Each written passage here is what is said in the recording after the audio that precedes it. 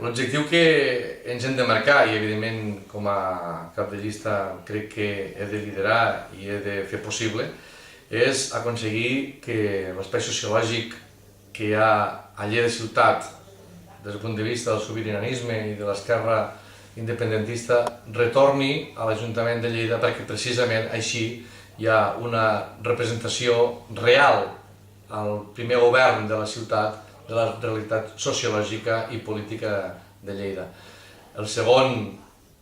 objectiu que ens hem de plantejar té a veure també amb això, però més en clau interna. De la mateixa manera que hem de fer retornar la representació a l'Ajuntament de Lleida del nacionalisme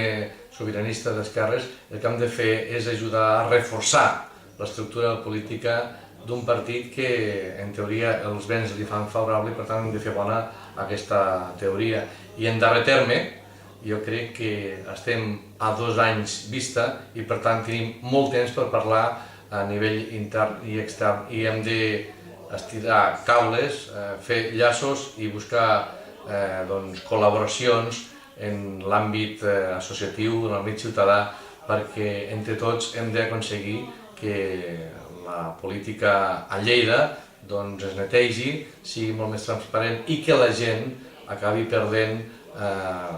no hi ha por, sinó aquesta aversió que té ara mateix a la política a nivell local i nacional.